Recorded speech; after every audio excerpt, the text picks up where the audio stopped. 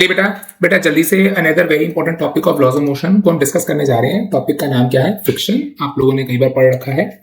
So quickly revision देखते हैं क्या है फ्रिक्शन। अब फ्रिक्शन क्या होता है बेटा? फ्रिक्शन आइडियली वैसे तो तीन टाइप्स हैं, तो टाइप्स बोलूं तो दो ही हैं। एक होती है स्टैटिक फ्रिक्शन और एक होती है काइनेटिक फ्रिक्शन। हम सबने 11th में पढ़ा हुआ है क्या? वो फ्रिक्शन जो बॉडी चलने से पहले आती है उसको लिखा हुआ है यहाँ पे बिफोर, उसको हम बोलते थे स्टैटिक। और वो फ्रिक्शन जो बॉडी चलने के बाद आती है उसको हम बोलते हैं काइनेटिक। मतलब यार जब बॉडी चल नहीं रही है, मतलब अभी रुकी हुई है, तब भी उस पर फ्रिक्शन लग रही है, उसको बोलते हैं स्टैटिक। और एक बार वो चलना स्टार्ट हो जाती है तब जो उसको ऑपोजिशन मिलता है उसको हम बोलते हैं काइनेटिक। Limiting friction. अब बेटा कौन डिसाइड करेगा कि भाई बॉडी कब चलेगी और कब नहीं चलेगी? तो याद रखिए, maximum value of static friction after which the body starts moving.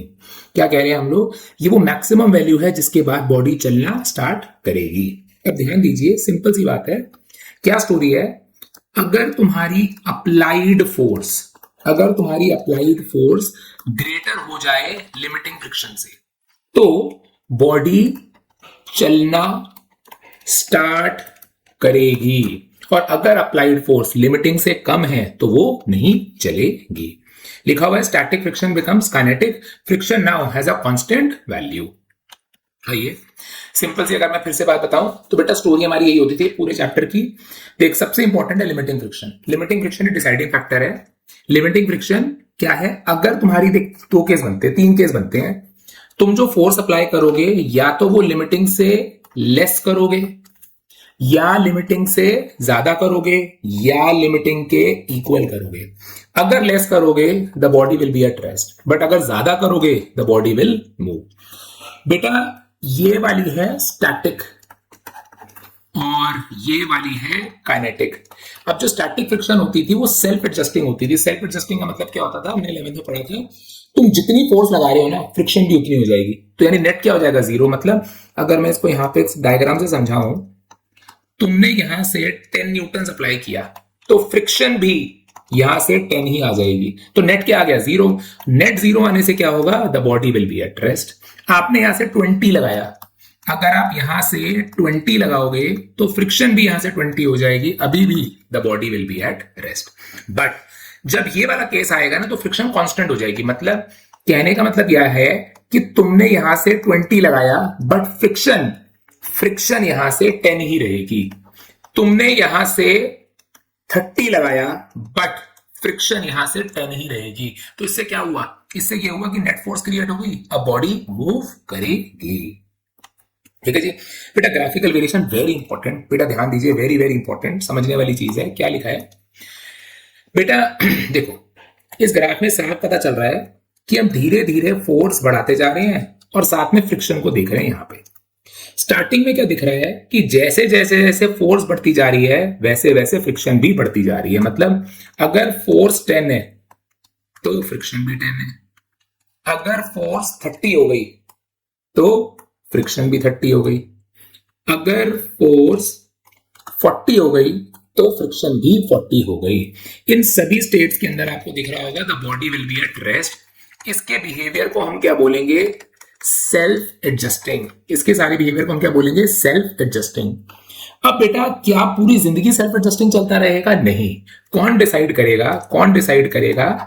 एक बार देख लेते हैं कौन डिसाइड करेगा। लिमिटिंग। ध्यान दो, क्या होता है जब तक हम लिमिटिंग फ्रिक्शन तक नहीं पहुंच जाते तब तक तो बिहेवियर स्टैटिक रहता है और बॉडी रेस्ट पे रहती है। इसके बाद फ्रिक्शन बन जाती है काइनेटिक, मतलब कांस्टेंट। इसके फ्रिक्शन क्या बन जाती है? कांस्टेंट। ठीक है। अगर आप ध्यान से देख पा रहे हो तो थोड़ा सा डिप आता है बीच में। हमने 11th में पढ़ा भी हुआ है कि kinetic friction is less than static friction. ऐसा क्यों? Because inertia of rest has been overcome। क्योंकि आप inertia of rest को ओवरकम कर चुके हो तो इसीलिए काइनेटिक फ्रिक्शन स्टैटिक से थोड़ी सी कम होती है। ठीक है।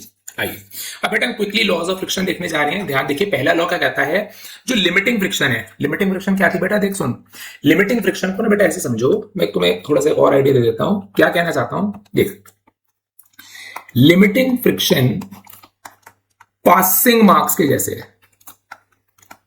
अब देख, तेरी क्लास में किस तरीके के बच्चे होते हैं? 3 किस्म के बच्चे होते हैं।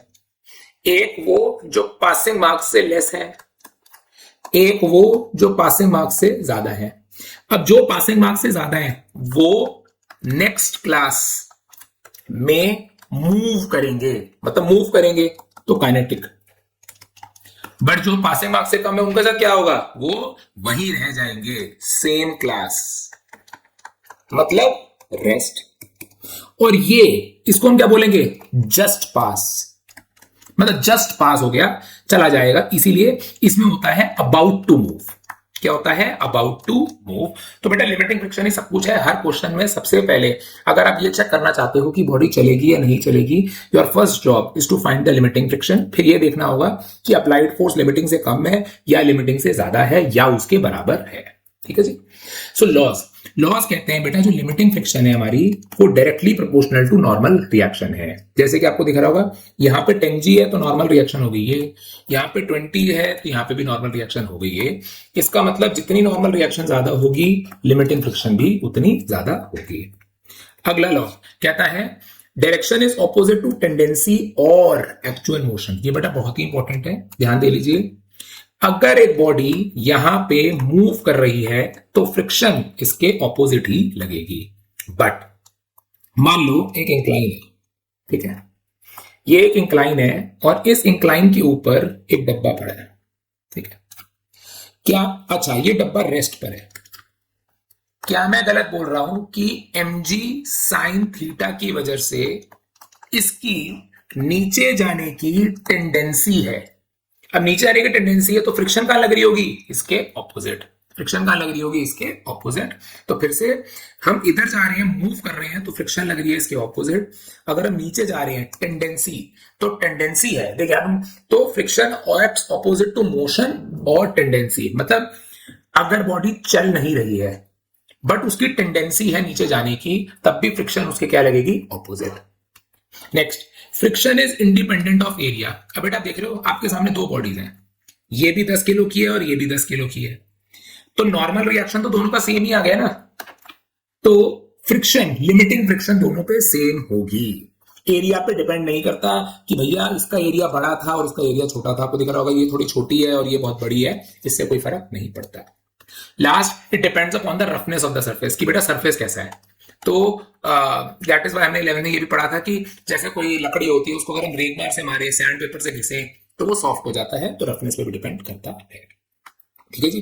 तो 4 लॉज हो गए हमारे। इसी से बेटा हमारे फर्स्ट लॉ, तो फर्स्ट लॉ से हमारे पास आता है, हमने अभी पढ़ा था friction is directly proportional to normal reaction, तो हमने पढ़ा था F is directly proportional to M.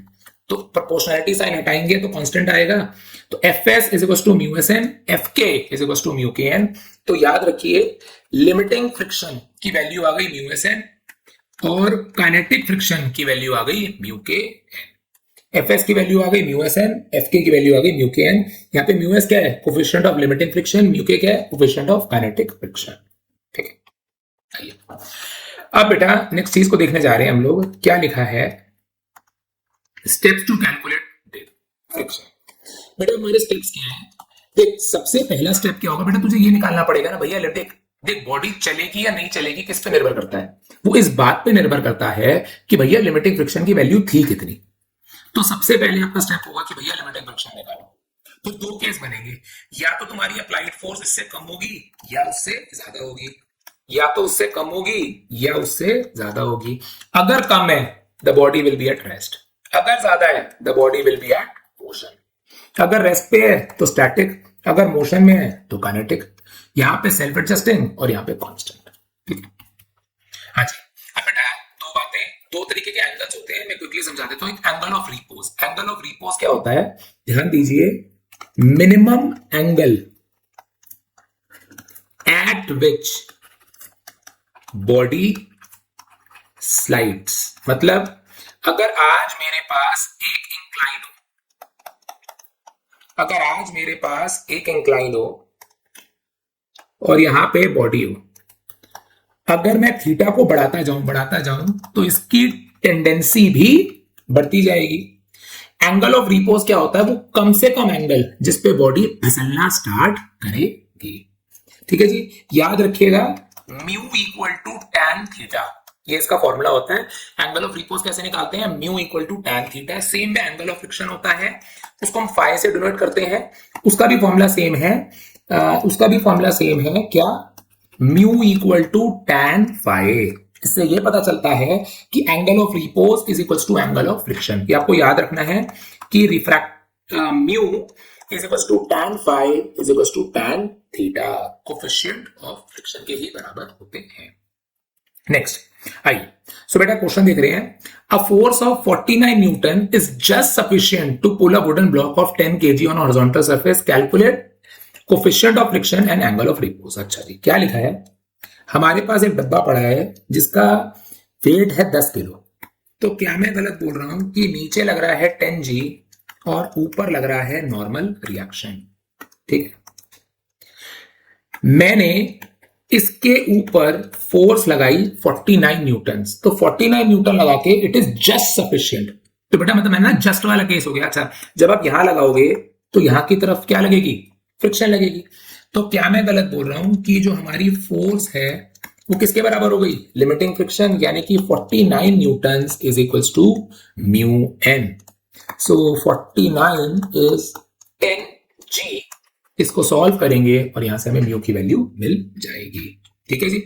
अच्छा, अब हमसे अगला पूछा गया एंगल ऑफ फ्रिक्शन। तो मैंने आपको बेटा बता दिया था mu equal to tan phi. तो जो भी यहां से म्यू की वैल्यू आएगी उसको सॉल्व करेंगे, यहां से फाई मिल जाएगा।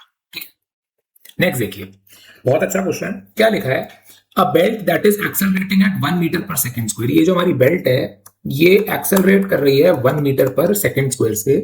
What is the net force on the man if the coefficient of static friction is 0.2। हमें दे रखा है कि static friction का coefficient दे रखा है 0.2 and up to what acceleration can he continue to be stationary, the mass of the man is 65G। Okay, तो बेटा समझिए क्या है, ये एक इंसान है, अब ये इंसान 65 किलो का है, 65। तो क्या मैं गलत बोल रहा हूं कि ये नीचे मार रहा होगा 65G और ऊपर की तरफ इस पे नॉर्मल रिएक्शन आ रही होगी, तो n is equal to 65G। अब हमने ये पढ़ा हुआ है, अगर बॉडी इधर एक्सेलरेट, अगर बॉडी इधर राइट की तरफ एक्सेलरेट करेगी तो इस पे सूडो फोर्स लगेगी पीछे की तरफ। भाई अगर ये मैन है, अगर मैन इधर की तरफ एक्सेलरेट कर रहा है तो उस पे सूडो फोर्स क्या लगेगी, बैक की तरफ। तो सूडो फोर्स कितनी होती थी, MA। तो यानी कि इसका मतलब ये हुआ कि इस पे बैक की तरफ एक सूडो फोर्स लगेगी 65A। ठीक है जी, A की वैल्यू हमको दे रखी है, तो आंसर आ गया 65 इंटू 1, 65 न्यूटन लगेगा। अब बेटा हमें बतानी है इस पे नेट फोर्स। तो बेटा एक बात बताओ, क्योंकि इस पे फोर्स पीछे की तरफ लग रही है तो this person has a tendency to go in the backward direction. क्योंकि इंसान की बैकवर्ड डायरेक्शन में जाने की टेंडेंसी है तो इस पे फ्रिक्शन आगे की तरफ लगेगी। क्या, मैं एक बार इसको यहां पे फिर से करके दिखा रहा हूं कि ये जो मैन था वो 65 kg का था, तो नीचे लग रहा था 65G, ऊपर लग रहा था नॉर्मल रिएक्शन। अब जो बेल्ट है वो यहां की तरफ एक्सेलरेट कर रही है, क्योंकि यहां की तरफ एक्सेलरेट कर रही है तो पीछे की तरफ एक सूडो फोर्स लग रही होगी जिसकी वैल्यू होगी 65K। फिर से जैसे कि मैंने बोला कि पीछे जाने की टेंडेंसी है तो आगे की तरफ क्या लगेगी, फ्रिक्शन। ठीक है, अब बॉडी मूव करेगी या नहीं करेगी, अब बॉडी मूव करेगी या नहीं करेगी ये इस पे निर्भर करेगा कि भैया लिमिटिंग फ्रिक्शन कितनी है। तो सबसे पहले आप निकालो लिमिटिंग फ्रिक्शन। तो लिमिटिंग फ्रिक्शन होती है mu S N. Mu S अगर आप ध्यान से देखो तो हमें म्यू एस की वैल्यू कितनी दे रखी थी, 0.2। तो 0.2 इंटू 65 इंटू जी, तो ये आंसर आ गया 130 न्यूटन। तो बेटा मेरी बात को समझिए, अब आप जो फोर्स अप्लाई कर रहे हो वो कितनी कर रहे हो, 65A, यानी कि 65 इंटू 1, 65 न्यूटन। ठीक है जी। अब ध्यान से देखिए क्या हो रहा है, ध्यान से देखिए क्या हो रहा है, क्या हो रहा है यहां पे। आपने जो फोर्स अप्लाई करी है, ध्यान दीजिए, आपने जो फोर्स अप्लाई करी है वो कितनी करी है बेटा जी, कितनी करी है आपने, मैं यहां बना के दिखा रहा हूं, ध्यान दीजिए। आपने जो फोर्स अप्लाई करी है वो करी है 130 न्यूटन। जबकि लिमिटिंग फ्रिक्शन की वैल्यू आई है, सॉरी, आपने जो फोर्स अप्लाई करी है वो करी है 65 न्यूटन, जबकि लिमिटिंग की वैल्यू आई है 130 न्यूटन। तो ये कौन सा केस हो गया? Applied force is less than limiting friction. अगर तुम्हारी फोर्स लिमिटिंग से कम है तो क्या होगा? The body will be at rest. Friction क्या होगी? स्टैटिक। और फ्रिक्शन किसके बराबर हो जाएगी? Force applied. इसका मतलब फ्रिक्शन की वैल्यू भी कितनी हो जाएगी? 65 न्यूटन। मतलब सर आप ये कहना चाहते हो कि इस केस के अंदर पीछे की तरफ 65 न्यूटन लग रहा है, तो आगे की तरफ भी 65 न्यूटन ही लग रहा होगा, तो इस पे एफ नेट क्या आ जाएगा? 0। मैं इसी चीज को समझाने के लिए ग्राफ की सहायता लेना चाहूंगा। सब लोग ध्यान से देखें, मैं ग्राफ की सहायता लेना चाहूंगा कि क्या कहना चाह रहा हूं मैं ग्राफ में। अगर आपको याद हो, हमने ना ग्राफ बनाया था, यहां पे हमने प्लॉट किया था फ्रिक्शन और यहां पे हमने प्लॉट करी थी फोर्स, ठीक है। तो ये पहले बढ़ता था, फिर बढ़ के हाईएस्ट पॉइंट पे जाके फिर ये क्या जाता था? कांस्टेंट। ओके, अगर बेटा ध्यान से देखो, ये हाईएस्ट पॉइंट किसको कॉरस्पॉन्ड कर रहा है? 130 न्यूटन, मतलब 130 न्यूटन तक तो तुम्हारी लिमिटिंग है। अब हमने कितनी फोर्स अप्लाई करी है? 65। अगर आपने 65 अप्लाई करी है तो तुम्हारी फ्रिक्शन भी कितनी हो जाएगी? 65। तो जब तक आप 130 तक नहीं पहुंच जाते तब तक तो भैया बॉडी रेस्ट पे रहेगी ना, समझ गया? तो पहला क्वेश्चन मेरा सॉल्व हो चुका है, जहां पे मुझसे मांगा गया था कि what is the net force. ठीक है, अब इसी के अंदर एक और क्वेश्चन भी है, up to what acceleration can the man continue to be stationary. ठीक है जी, समझते हैं। आइए बेटा, अब ये कह रहे हैं कि कब तक मैं मैन को स्टेशनरी रहेगा। तो फिर से बड़ा आसान है बेटा, सर नीचे लग रहा है 65 जी, ऊपर लग रहा है नॉर्मल रिएक्शन, बॉडी यहां एक्सेलरेट कर रही है तो पीछे की तरफ क्या लगेगा? 65A, और आगे की तरफ क्या लगेगी? फ्रिक्शन। तो body will not move if force is less than limiting friction. तो तुम्हारी फोर्स कितनी है? 65A। लिमिटिंग फ्रिक्शन की वैल्यू क्या होती थी? म्यू एस 65G, यानी कि 65A इज लेस देन 130, तो therefore acceleration is less than और इक्वल टू 2 मीटर पर सेकेंड स्क्वायर। तो बेटा अगर आपकी जो बेल्ट है वो 2 मीटर पर सेकेंड स्क्वायर तक आप उसे चलाते रहते हो तो वो स्टेशनरी ही रहेगी। ठीक है, आइए नेक्स्ट क्वेश्चन क्या कह रहा है, what is the acceleration of the block of 3 kg and coefficient if the coefficient of kinetic friction is 0.04, what is the tension. ठीक है बेटा, पूरी प्रॉब्लम है, हमने लास्ट क्लास में भी करा है, बल्कि एक बार फिर से समझा रहा हूं। इस बार क्या है कि यहां पे ना फ्रिक्शन है, तो क्या होगा, यहां से नीचे लगेगा 3G, ऊपर लगेगी टेंशन, रस्सी एक ही है तो टेंशन एक ही लगेगी, टी और टी। ठीक है जी, यहां से नीचे लगेगा 20G और ऊपर लगेगी नॉर्मल रिएक्शन, फर्दर यहां पे लगेगी फ्रिक्शन, ठीक है जी। अब समझिएगा बेटा, अगर आपको याद हो मैंने कनेक्टेड बॉडीज में कराया था, सिस्टम की अगर आपको एक्सेलरेशन निकालनी है तो क्या करोगे? एफ नेट, ध्यान दे लीजिए, एक्सेलरेशन का फॉर्मूला था F net causing motion divided by M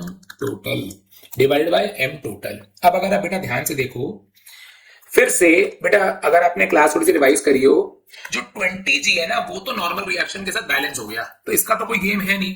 but हाँ, जब ये 3 किलो की बॉडी इसको नीचे खींचेगी तो फ्रिक्शन इसको रोकेगी, तो इस बार हमको फ्रिक्शन को लेना पड़ेगा। सर फ्रिक्शन कैसे निकालेंगे? हम लोग जानते हैं F K is mu K N. So mu के कितना दे रखा है हमको? 0.04 इंटू 20G, तो ये कितना आ गया हमारे पास? 0.04 इंटू 200। सो सॉल्व करके ये हमारे पास आ गया 8 न्यूटन्स। कितना आ गया? 8 न्यूटन्स। सो बेटा ध्यान दीजिए, अगर मैं एक्सेलरेशन की बात करूं तो मैं लिखूंगा 3G minus 8 upon m total 20 plus 3, यानी कि एक्सेलरेशन कितनी आ गई? 30, 22/23 मीटर पर सेकेंड स्क्वायर। ये आ गई मेरी एक्सेलरेशन। तो मुझे अब निकालनी है टेंशन, तो आइए फटाफट से इसे निकाल के छुट्टी करें। क्या लिखा है, ये हमारी बॉडी थी, ये हमारा पुली था, और यहाँ पे हमारा एक ये था, और यहाँ पे एक मास था। ठीक है जी, ध्यान दीजिए, ये यहाँ गया, यहाँ गया, यहाँ गया। ठीक है, सो अब क्या लिखा है, क्या मैं गलत बोल रहा हूं कि नीचे लग रहा है 3G, यहां पे लग रही है टेंशन, यहां पे भी लग रही है टेंशन, और यहां पे लग रही है फ्रिक्शन। ठीक है, ये नीचे जा रहा है और ये आगे जा रहा है। अगर बेटा ये नीचे जा रहा है तो हुज द विनर 3G, अगर ये आगे जा रहा है तो हुज द विनर T। तो यहाँ पे इक्वेशन क्या बनेगी, 3G minus T is equal to 3A। यहाँ पे क्या बनेगी, T minus F is equal to 20A। A की वैल्यू डाल दीजिएगा, विल गेट योर आंसर। ठीक है जी, आई होप बेटा आपको क्लियर हो गया होगा कि क्या हमने करा है, एंड इट्स वेरी कंफर्टेबल। ठीक है, फिर भी कोई डाउट है तो बेटा definitely we can take up in the class also. आइए बेटा, बहुत ही अच्छा क्वेश्चन है, ध्यान दीजिए। क्या लिखा है समझिए, the rear side of the truck, बेटा the back side of the truck is open and a 40 kg block of mass is placed 5 meters away. यहां से 5 मीटर दूरी पे हमने एक ऑब्जेक्ट को रखा है। The coefficient of friction is 0.15 on a straight road, the truck starts accelerating with 2 meter per second square. At what distance from the starting point does the box fall off? हम क्या कह रहे हैं बेटा, देख सिंपल सी बात है, समझना। जब ट्रक इधर एक्सेलरेट करेगा तो पीछे की तरफ क्या होगी, टेंडेंसी, ये पीछे खिसकेगा। जब ट्रक इधर एक्सेलरेट करेगा तो पीछे की तरफ क्या होगी, इसकी टेंडेंसी। ठीक है, अब हमें यह बताना है कि ये धीरे धीरे खिसकते खिसकते खिसकते खिसकते खिसकते खिसकते खिसकते कब ऐसा आएगा कि यहां से डब्बा नीचे गिर जाएगा। ठीक है, बट बेटा एक बात को समझना, इसमें एक बड़ा ही इंपॉर्टेंट बात है। सर पहले तो ये निकालना पड़ेगा ना कि ये डब्बा खिसकेगा भी, मतलब सर एक बात बताओ, सर एक बात बताओ, सिंपल सी बात है, आप कह रहे हो कि ये इधर एक्सेलरेट कर रहा है, ओके जी, ये इधर एक्सेलरेट कर रहा है। अब अगर हमारा ट्रक इधर एक्सेलरेट कर रहा है तो इस पे यहां की तरफ लगेगा 65 है, और आगे की तरफ क्या लगेगी, फ्रिक्शन। आगे की तरफ क्या लगेगी, फ्रिक्शन। ठीक है, अगर if force applied is less than limiting friction तो क्या होगा, box will be at rest always। तो ये डब्बा रेस्ट पे ही रहेगा। अगर डब्बा रेस्ट पे ही रहा तो पूरी जिंदगी ट्रक चलाता रहे, कभी डब्बा गिरेगा ही नहीं। तो चलिए सबसे पहले सर हम इसको डिसाइड करते हैं कि क्या होता है। तो अगर अब मैं इसकी स्टोरी बनाऊं तो स्टोरी कुछ इस प्रकार है। 40 kg ट्रक, तो ध्यान दीजिए यहाँ पे नीचे की तरफ लग रहा है 40G, ऊपर की तरफ क्या लग रहा है, नॉर्मल रिएक्शन। ठीक है जी, ऊपर की तरफ क्या लग रहा है, नॉर्मल रिएक्शन। ये जो ट्रक है ये इधर की तरफ एक्सेलरेट कर रहा है, तो यहां पे क्या लग रहा है 65G, और यहां लग रही है ये। अगर अब मैं लिमिटिंग फ्रिक्शन की वैल्यू बोलूं तो वो आएगी म्यू एम, यानी कि म्यू कितना दे रखा है हमको 0.15, सो 0.15 इंटू 40G।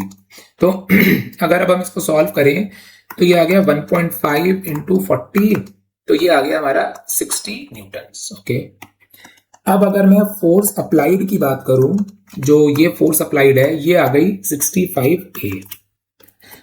हमें दे रखा है कि जो ट्रक है वो 2 मीटर पर सेकेंड स्क्वायर से एक्सेलरेट कर रहा है। अब क्योंकि वो 2 मीटर पर सेकेंड स्क्वायर से एक्सेलरेट कर रहा है तो ये आंसर आ गया 130 न्यूटन्स। तो ऑब्वियसली बेटा आपको साफ दिख रहा है, फोर्स अप्लाइड, जो तुम्हारी फोर्स है वो लिमिटिंग से ज्यादा है, तो देयरफॉर डब्बा मूव करेगा। अच्छा, अब हम यहां तक आ गए, डब्बा मूव करेगा। अब थोड़ी सी और स्टोरी कर लेते हैं, बट ट्रक बना भी लेते हैं ताकि हमको अच्छे समझ आ जाए। ये मेरा ट्रक है और इस ट्रक के ऊपर एक डब्बा है, इस ट्रक के ऊपर एक डब्बा है। तो सर डब्बा क्या है, ध्यान दीजिए, इस डब्बे पे पीछे की तरफ लग रहा है 130 न्यूटन्स, आगे की तरफ लग रहा है 65 न्यूटन्स। तो अगर अब मैं इस पे एफ नेट निकालूं तो 130 माइनस 65 यानी कि 65A इज इक्वल टू, हमारे पास कितना है 130 और 60 है, सॉरी, तो ये हमारे पास कितना आ गया 70। तो यहां से हमको क्या मिल जाएगी, इसकी एक्सेलरेशन। हमें यहां से क्या मिल जाएगी, इसकी एक्सेलरेशन। एक सेकंड, 60 था 130 था, राइट। एक हमने गलती कर दी है कि ये वजन 65 नहीं 40 kg का ब्लॉक है। ध्यान दीजिए यार, ये जो डब्बा है ये जो डब्बा है ये 40 kg का है, ये जो डब्बा है ये 40 kg का है, ठीक है जी। सो 40A किसके बराबर हो गया, ये 60, तो यहां से 70, तो यहां से आपको एक्सेलरेशन मिल जाएगी। ये वो एक्सेलरेशन होगी जिससे डब्बा पीछे खिसकेगा। अब बेटा आपको ये निकालना है कि ये कब तक गिरेगा। तो बेटा डिस्टेंस कितना होता है, s is equal to ut plus half at square. So 5 is 0 into t plus half at square. Solve करके टाइम निकाल लीजिए, ठीक है। चलो अगला बेटा ध्यान दीजिए, a cubical ball block rest on a mu 1/√3, determine the angle at which it just begins to slide. बेटा जस्ट बिगिंस टू स्लाइड का मतलब है एंगल ऑफ रिपोज, जो मैं आपको पढ़ा चुका हूं कि म्यू क्या होता है, tan थीटा।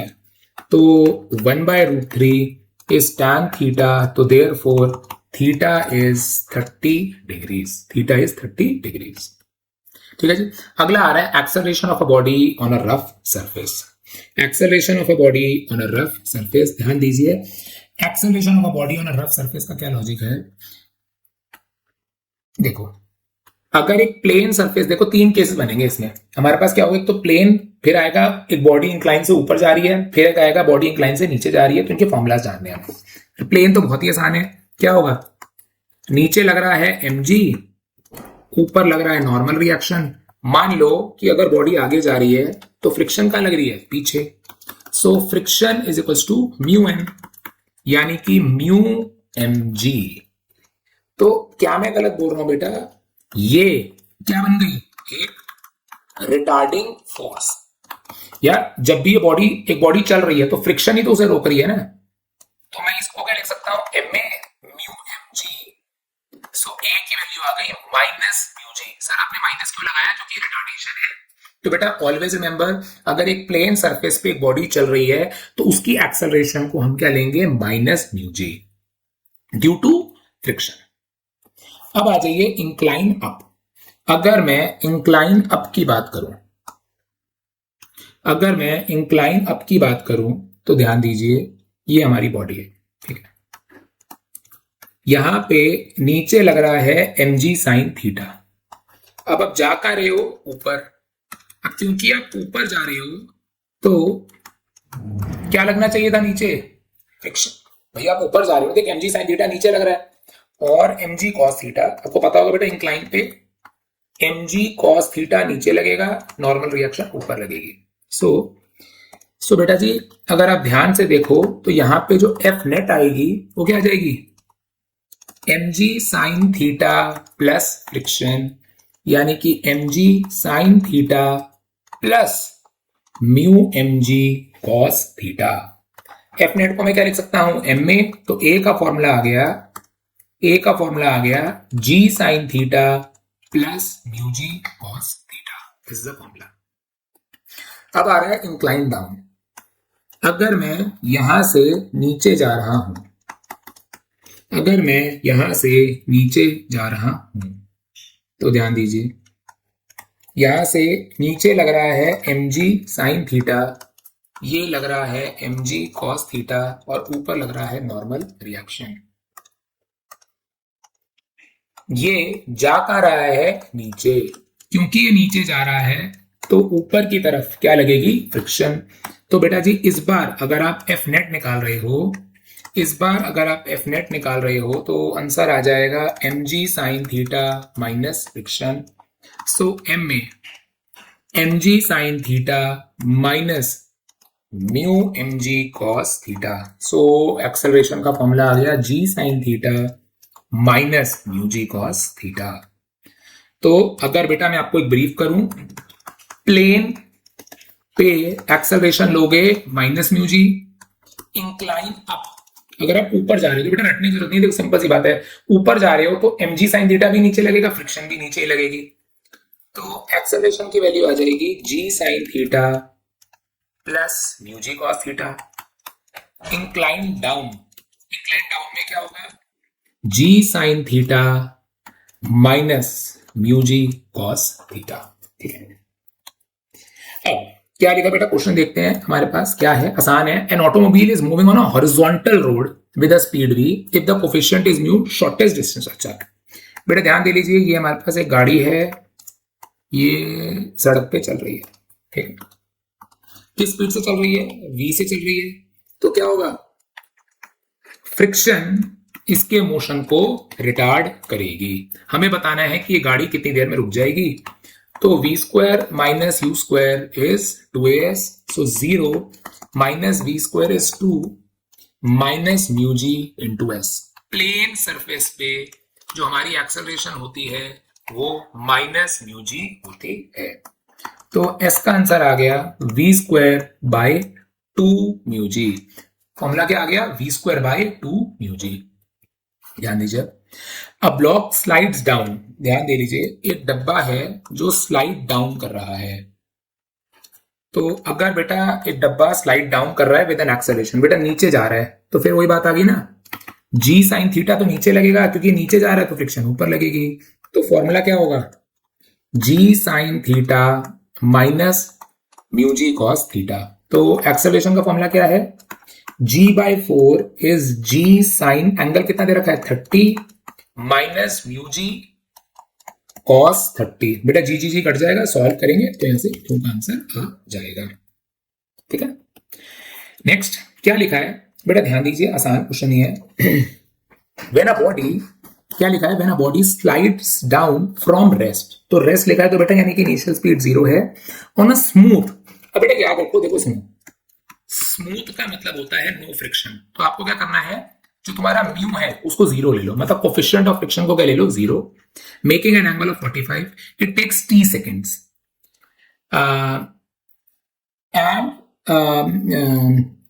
अच्छा रफ पे वो टाइम लेता है pt। तो यहां पे आपका जो टाइम लग रहा है वो लग रहा है t, और रफ सरफेस पे जो टाइम लगता है वो लगता है pt। ठीक है, आइए अब बेटा एक बात को याद रखिएगा कि अगर एक body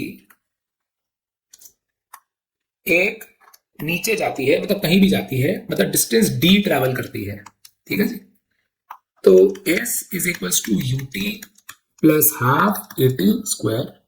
so d is 0 into t plus half at square, तो t is root 2d by a।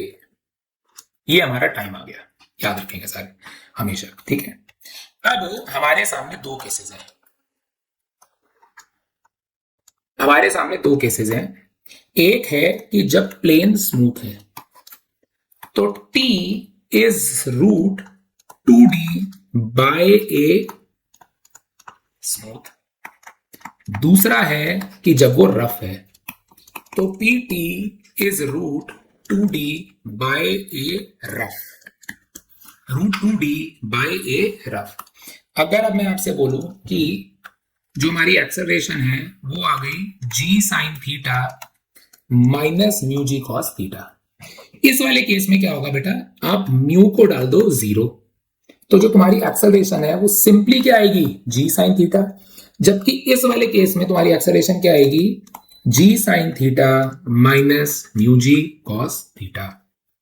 सो अगर अब मैं यहां लिखूं तो t is root 2d by g sine theta, pt is root 2d g sine theta minus mu g cos theta. इसको solve करेंगे आपका आंसर आ जाएगा।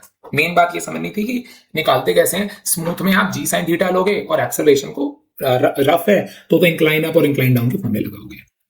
ठीक है जी, ध्यान दीजिए, वेरी इंपॉर्टेंट क्वेश्चन।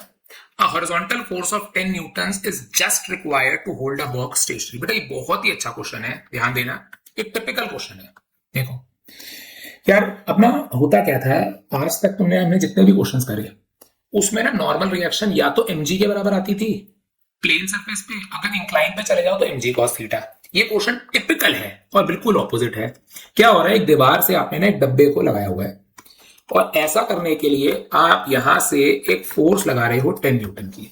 मतलब ये डब्बा है तो ये दीवार है, तो मैं यहां से एक फोर्स लगा रहा हूं। अब थोड़ी सी ध्यान से रखना है, मैं जब इस दीवार को मारता हूं ऐसे फोर्स, तो क्या मैं गलत बोल रहा हूं कि जो हमारी नॉर्मल रिएक्शन है वो इस बार किसके बराबर आ गई है, फोर्स के बराबर आ गई है। नीचे क्या लग रहा है, mg, और ऊपर क्या लग रही है, फ्रिक्शन। क्या लग रही है, फ्रिक्शन। ठीक है जी। इस केस में नॉर्मल रिएक्शन mg क्या उसके बराबर नहीं होती बल्कि फोर्स के बराबर होती है, मतलब कि यहां पे 10 न्यूटन्स के बराबर है द कोफिशिएंट। अच्छा, अब ये बॉडी बेटा, ये ब्लॉक स्टेशनरी है। अगर ब्लॉक स्टेशनरी है, देख एक बात बता, इसको नीचे गिराने के लिए कौन रिस्पॉन्सिबल है, ये इसको मूव कराना चाह रहा है और ये इसको स्टॉप कराना चाह रहा है। अगर हम कह रहे हैं कि ये स्टेशनरी है तो mg किसके बराबर आना चाहिए, फ्रिक्शन के बराबर, यानी कि mg किसके बराबर आना चाहिए, म्यू n। अब mg कितना था हमारा, अच्छा mg तो हमको निकालना है, so mg is equal to mu हमको दे रखा है 0.2 और नॉर्मल रिएक्शन, तो 0.2 इंटू 10, आंसर आ गया 2 न्यूटन्स। ठीक है बेटा। सो बेटा इसके साथ एक बेसिक आइडिया देना था फ्रिक्शन का, प्लीज इसको देख कर आइएगा ताकि फिर क्लास में जब मैं कराऊं तो at least you have some understanding. चलिए बेटा, गॉड ब्लेस, मिलते हैं जल्दी से।